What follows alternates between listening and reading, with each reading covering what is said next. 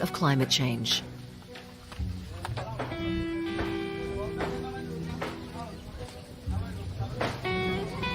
This woman has lost her home.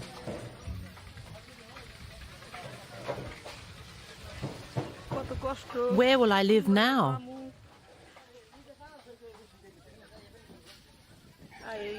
We're tearing down the house I first came to 30 years ago when I got married. I gave birth to my 4 children there. My 2 daughters got married there. It just breaks my heart.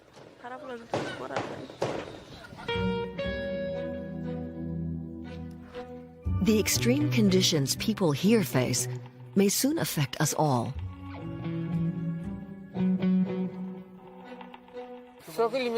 Six kilometers from here, we had 2 hectares of land. The sea gobbled them up.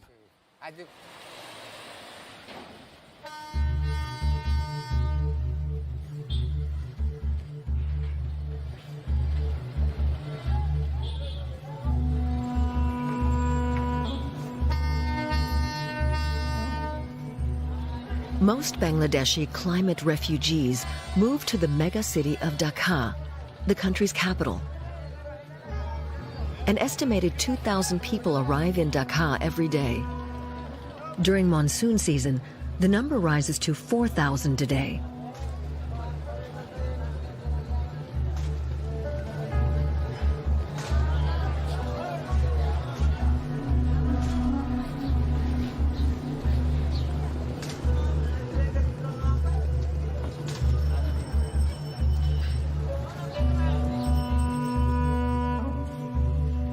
The world's second largest river delta is located on the Bay of Bengal. 2 large rivers flow through the country from north to south, the Brahmaputra and the Ganges. Much of the land in Bangladesh is flat, and its numerous rivers often burst their banks. The country is particularly vulnerable to the effects of climate change, a real danger for its 160 million people. There are a number of factors involved in the impacts of human-induced climate change on the river systems and the water systems. Firstly, the glacier ice melt in the Himalayas. The second impact is on flooding.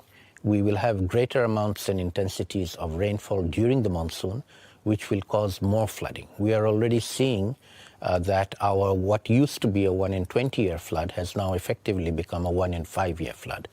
So the magnitude of floods has increased already and will increase even more with human-induced climate change. And the third factor are cyclones that come from the Bay of Bengal in the south. Those are going to become more intense, and we are going to have to deal with higher intensity cyclones.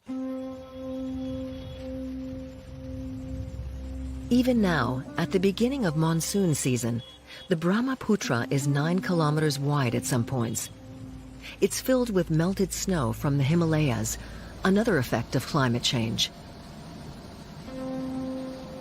In future, other rivers around the world may experience similar increases in water volume. This is where the Brahmaputra merges with the Ganges to become the Padma. When these rivers flood, it can have a devastating effect on nearby communities, as here in the village of Harirampur. Here on the left, the Padma River destroyed everything in just 3 days. On the right, everything was gone in 4 days. The river has covered an area of 61 hectares in our village. 300 families lost their homes because of the extreme river erosion.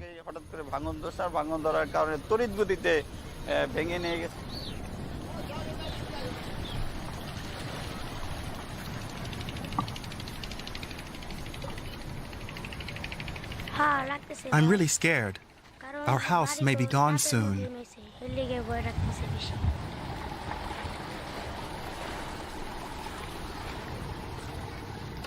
"11-year-old Mahfouz Hussain walks past an area that used to be a garden.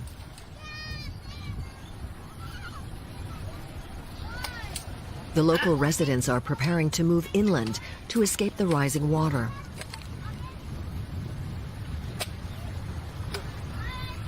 One of Mahfouz's neighbors says he's not going to let the river take this tree. Mahfouz's house is 50 yards from the danger zone. But the situation here could become worse when monsoon season starts. This used to be the center of the village. Now it looks like a battlefield. You can still see the remains of several houses. This fragile sapling has become a symbol for the villagers as floods caused by climate change consume the ground beneath their feet.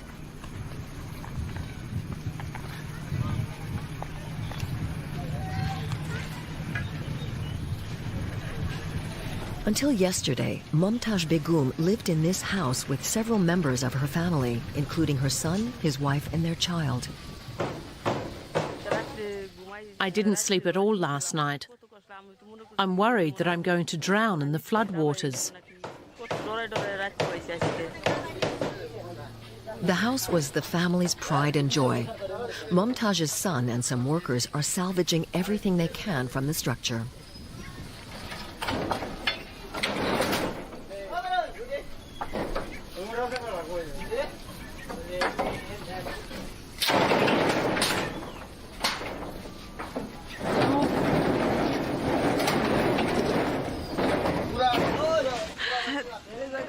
Where will I live now?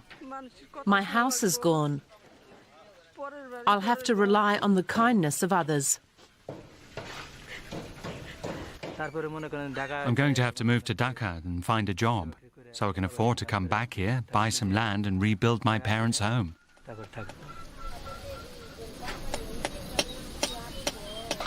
The river flooded the Begum family's farmland 2 years ago. Momtaj's husband and her oldest son left to take construction jobs in the United Arab Emirates. The younger son, Selim, has now also become a climate refugee in his own country. I'm so sad. My father built this house and now I have to tear it down. That really hurts.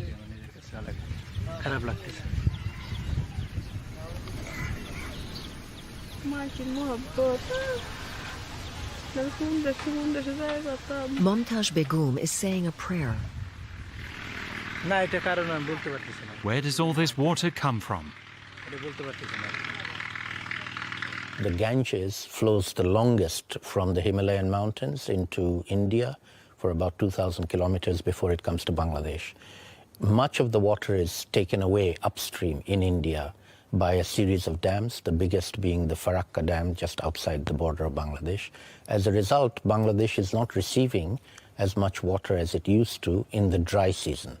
The problem is in the monsoon season, they open up all the water, they let it come through Bangladesh, but during the dry season, they take the water away and divert it away from Bangladesh, and we don't get enough water. So we have floods in the monsoon period, and we have too little water in the dry season.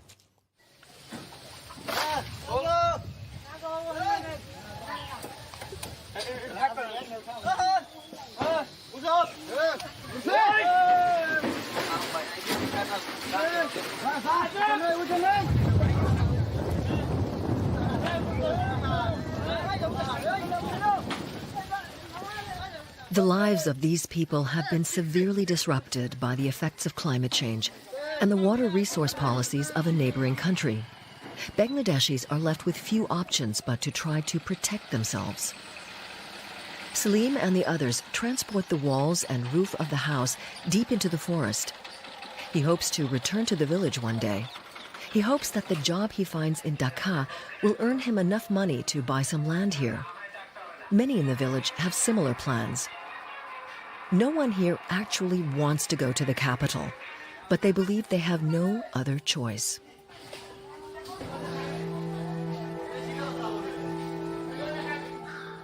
From the Manikganj region, we moved southwest to the Poshur River, which flows through the Sundarbans region.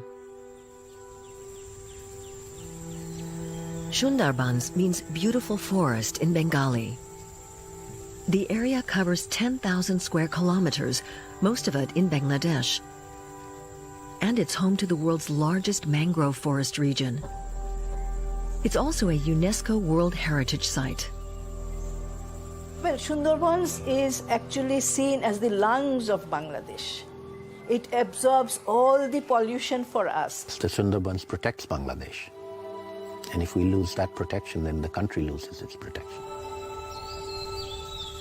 The Sundarbans forest helps to protect millions of people from floods that are caused by cyclones. It also offers a rich habitat for wildlife, including the endangered Bengal tiger. The region is the country's largest source of forest-based raw materials, but its future is under threat. The Sundarbans is dying in front of our eyes due to saline intrusion and impacts of climate change. Because the Bay of Bengal is slowly rising, salt water is getting into the freshwater channels of the Sundarbans. And there's another environmental threat. The government plans to build a coal-fired power plant in the region. Very thoroughly and detailed study of that so that it will not harm much to the environments. And this is not so many actually. 2, 3, 4 power plants. That means we have planned within 2040, 30% of the power plant will be from the coal, but it will be a clean coal energy. Many are against the power plant, which is a joint venture between public sector power agencies in Bangladesh and India. India will build the plant, located near Rampal, under the supervision of a German company. Once construction is completed, India would also operate the facility.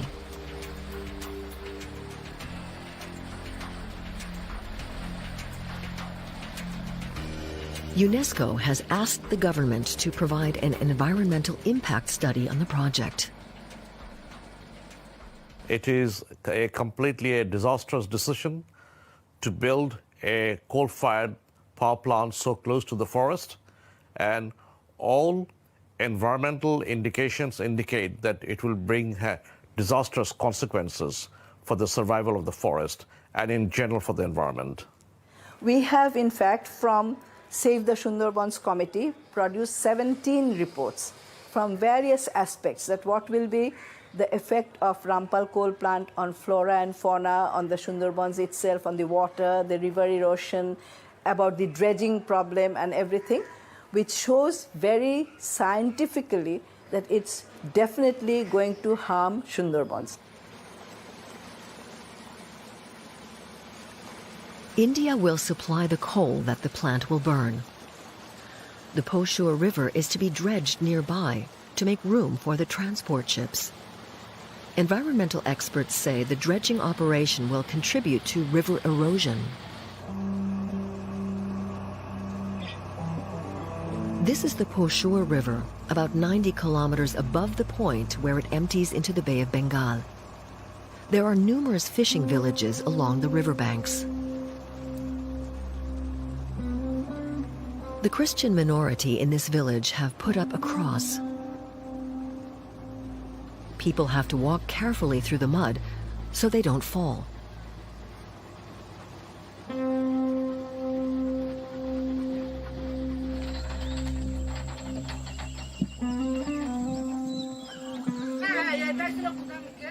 The main entrance to our old church was over there.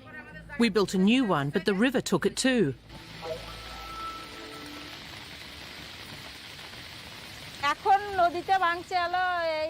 Mm, 15 days ago, I lost my house again to river erosion.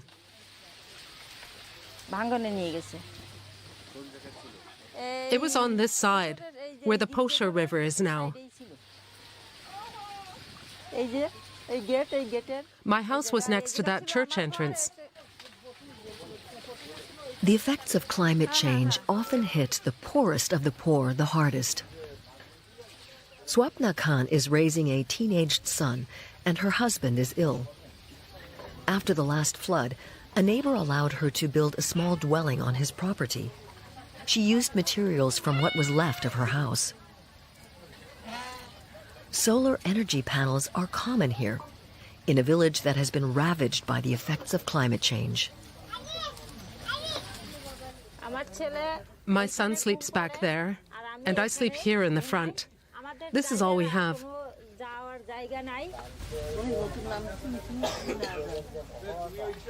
Swapna harvests river shrimp and sells them in the hut they sleep in. Her son attends a local school. She wants him to have a better life. I can't read or write, so I don't have a lot of options. I was born here and I don't want to live anywhere else. I can earn a little money here, just enough to get by.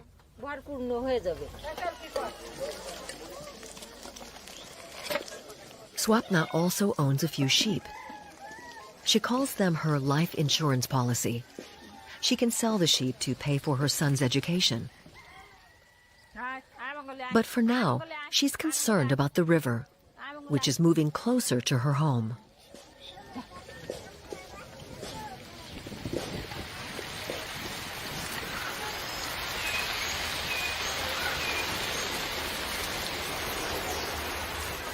Swapna's elderly neighbor is also worried about the rising water.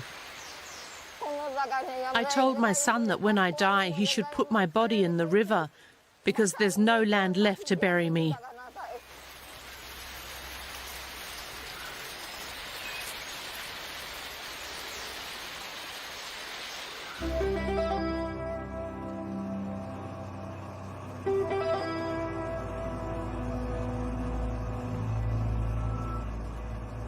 We travel from the village of Bangankul to Chelakabunya. The scenes of devastation are almost identical.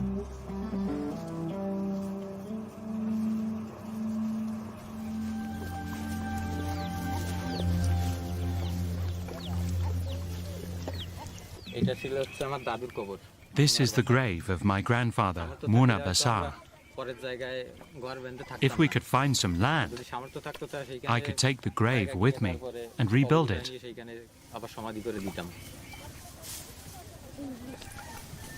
Then Roni Basar climbs a coconut tree to get some of its fruit before the river washes those away too.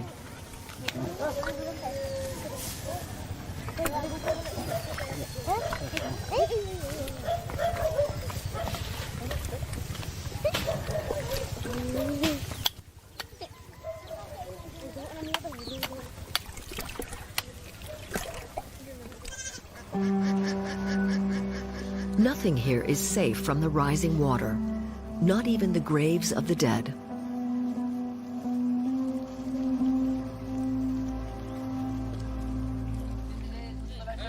A similar scene in the next village. 8 people live here. The family of Shushanto Kumar Mondol, who earns a living as a fisherman. His wife, Rupa Bachar, says they've had to rebuild their house 3 times. A lot of our neighbours have gone to Dhaka to work in the textile factories, and there are fewer fish in the river.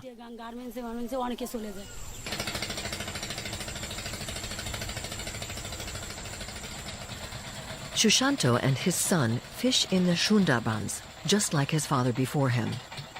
Now Shushanto fears that the coal-fired power plant will pollute the water here. If we don't catch enough fish, I'll have to take a job as a day laborer.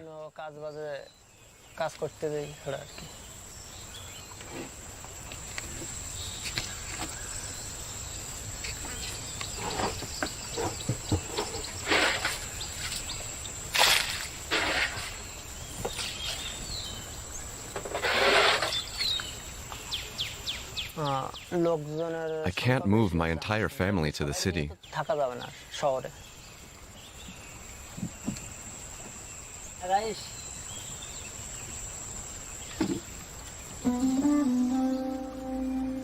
From the Shundabans, we now move east to Bola, the largest island in Bangladesh.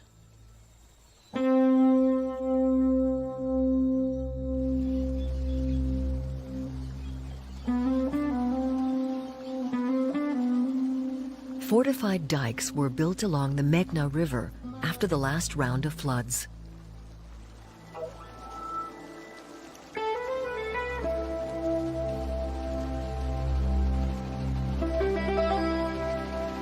The dikes were built too late to help Mohammed Mostafa Maji. His village was washed away by the river 3 years ago.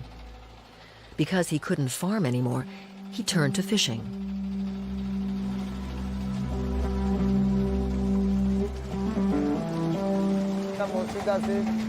There was a mosque here, a school, and some houses. But because of river erosion and flooding, we had to move to another village, Elisha. More than a hectare of my land is underwater here. The village of Elisha is now protected by the dike, but only a few of the 2,000 residents of Mohammed's old village have been able to find a new home. Mohammed says he was lucky because a local resident rented him some land and he built a new house there. He lives here with his wife, one of his 3 sons, his daughter-in-law, and a grandchild. His son, Abu Taher, helps his father on the fishing boat.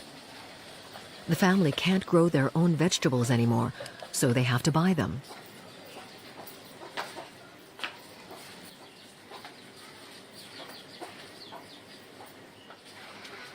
This is Mohammed's daughter-in-law and his grandchild.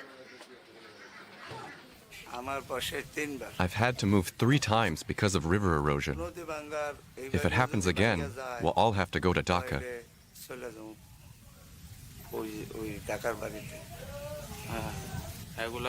My 2 brothers already live there. We had no money to pay for my younger brother's education.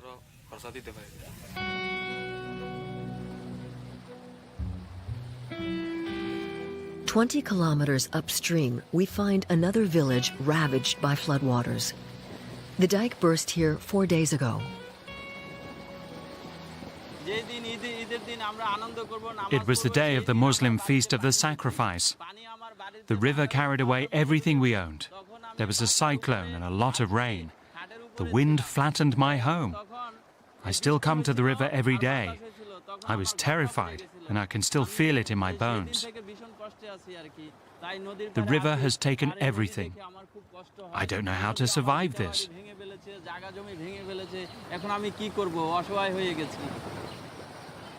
The farmer Mohammed Nurul Alam lives in the village of Dorirampur. We had a lot of fields scattered around the village, almost a whole hectare of land.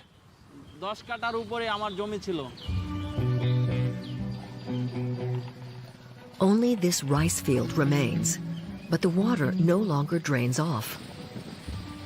The authorities have built a new dike here and a storm shelter, but the shelter is dangerously close to the riverbank.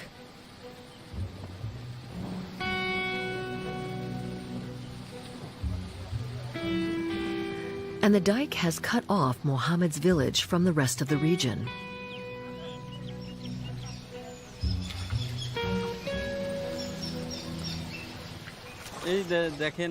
Look at this rice. The roots are rotting. I have no idea what to do now. Should I move? Allah help me and show me the way.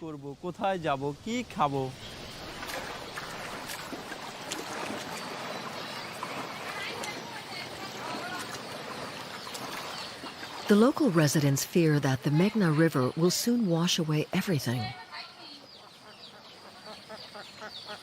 This is what's left of Mohammed's house. His young family and parents now sleep in temporary accommodations. There's an old saying in Bangladesh, "Water is the mother of our country." But Mohammed believes that is no longer the case. Water used to mean life to me, but now it means death.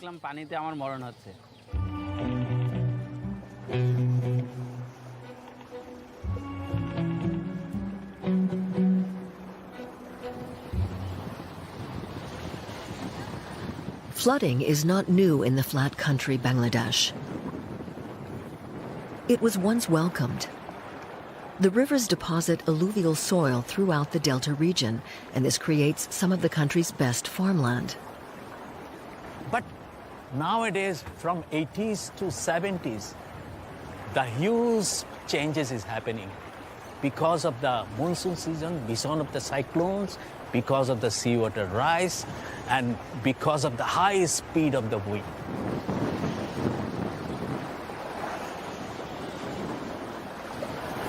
You know the velocity of the Padma River's course. It is 10 times higher than the German River Rhine. So speed of the water is very high. 2 million cubic feet per second water speed, then it is creating the river erosion.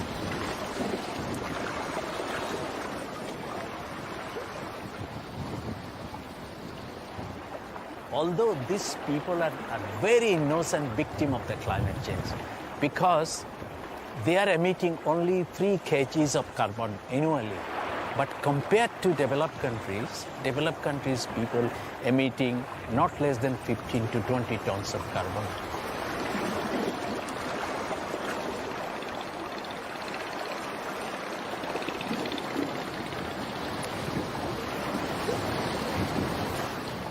Due to the sea level rise, which is beginning to happen and which will happen in a major way in Bangladesh beyond 2050, according to the IPCC's report, Bangladesh will lose anything between 17 to 20% of its current land mass.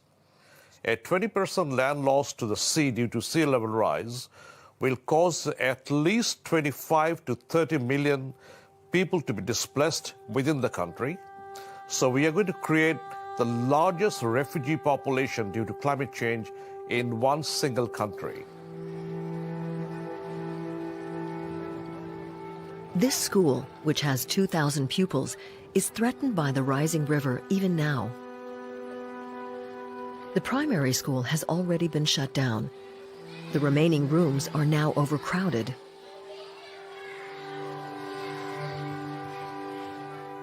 But the loss of livelihoods of the population will be much larger. We're talking about 20 to 30% of the population of the country that will be badly affected, those living in the coastal areas, in the low-lying coastal areas. And eventually they will have to move. So they are the potential future climate migrants, and that clearly they are undoubtedly climate migrants. These fortified cement blocks that make up the dike near the village of Elisha are being undermined by the river that flows past. At least one of the blocks falls into the water every day. The blocks aren't holding, so this area will be flooded too. It's dangerous for all of us.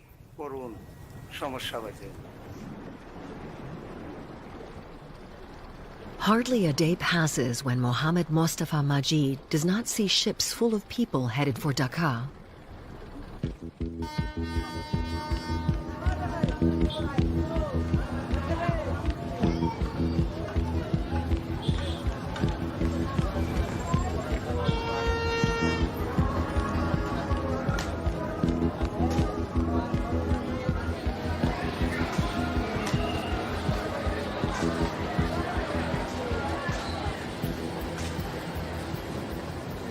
Every day, there are more than 200 slums in Dhaka are receiving more and more what one might call environmental refugees or even climate change refugees coming from other parts of the country to Dhaka city.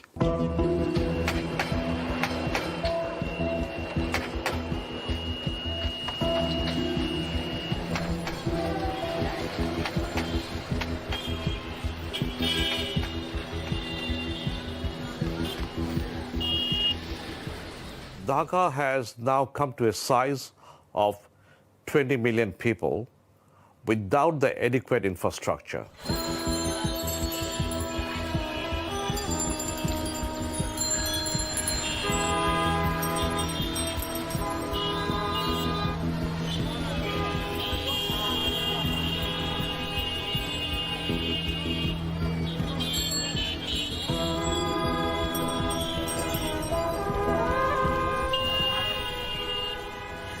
On the outskirts of the city, factory waste and garbage lay dumped on the streets.